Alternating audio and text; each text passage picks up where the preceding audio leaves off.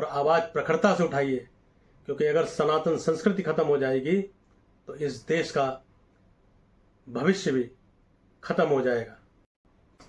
वंदे मातरम। जय गौ माता की बंधुओं, जैसा कि आप सभी जानते हैं कि तमिलनाडु में भी कुछ समय पहले जो सरकार बनी, अब रियल लाइफ के नायक बन चुके हैं विजय जोसेफ थलपति, टीवी के पार्टी के। उनसे बड़ी उम्मीदें थी जनता को कि वो हिंदू मुस्लिम सिख ईसाई सबके लिए काम करेंगे।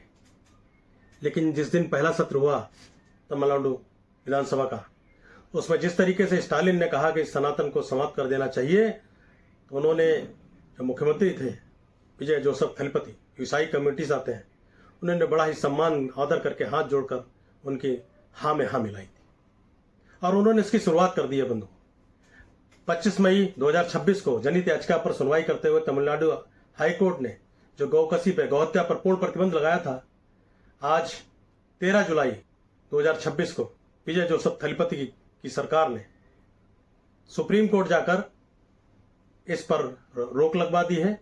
अब तमिलनाडु पर गौहत्या पर प्रतिबंध हट गया है।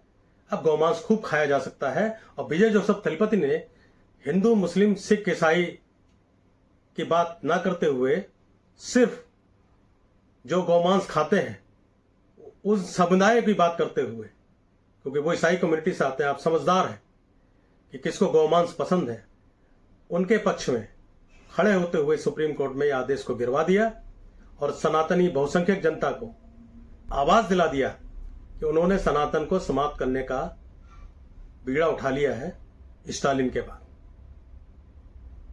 तो अब जनता समझदार है और यह भी समझदारी से देखें, समझे इसको कि जिसने इनकी वकालत की वो कांग्रेस का नेता अभिषेक मनु सिंघवी है और उन्होंने हिंदू साथियों के साथ इस पर सुनवाई करते हुए इस गौकसी पर जो प्रतिबंध लगा था उस याचिका को खारिज करवा दिया।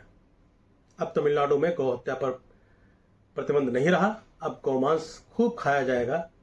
अब सनातनी जनता का खूब अपमान किया जाएगा, सनातनी जनता को नीचा दिखाया जाएगा। मैं इस सरकार से, अपनी सरकार से प्रार्थना करता हूं, आग्रह करता हूं, भाजपा नेता होने के नाते, सनातनी होने के नाते, हिंदू संस्कृति में आस्था रखने के नाते, गाय गंगा गौरी हमारे प्राण है, रक्षा कर लीजिए इनकी। और सनातनी जनता से भी कहना चाहता हूं कि गौ रक्षा से ज्यादा गौपालन जरूरी है। गौपालन करना शुरू करवा दीजिए, कर दीजिए, जिससे गौ रक्षा हो सके।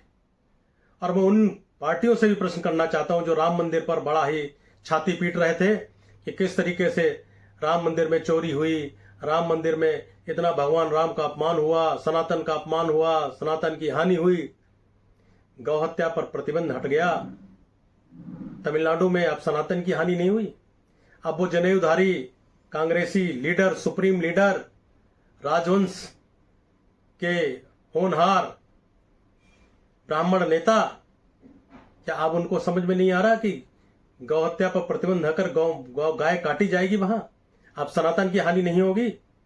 मैं जनता से पूछना चाहता हूं, उस जनता से जो सनातनी है और उस जनता से भी जो अन्य समुदाय से आते हैं, कि उनके लिए अपना मजहब का सम्मान सबसे सर्वोपरि है और सनातन का सम्मान कोई माने नहीं रखता।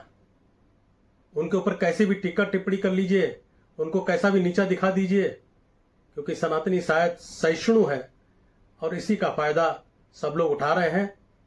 मैं सनातनी लोगों से केवल इतना ही कहना चाहता हूं, अपने भाइयों से, कि आवाज उठाने का समय आ गया है और आवाज प्रखरता से उठाइए, क्योंकि अगर सनातन संस्कृति खत्म हो जाएगी तो इस देश का भविष्य भी खत्म हो जाएगा। सनातन संस्कृति को बचा लीजिए। बहुत बड़ा षड्यंत्र चल रहा है और इस गौहत्या पर प्रतिबंध हटा दिया गया है, उस पर आप लोग मुखर होकर बोलिए। जय गौ माता की। वंदे मातरम।